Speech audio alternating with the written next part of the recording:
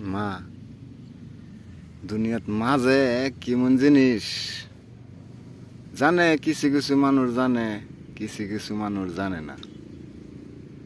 মার লগে দুইটা কথা কইবা তোমার সময় নাই, যে মা পরে মারতাছি।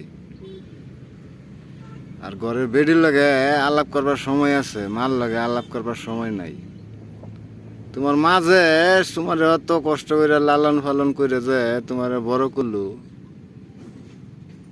মার লগে দুইটা কথা কইবা সময় নাই।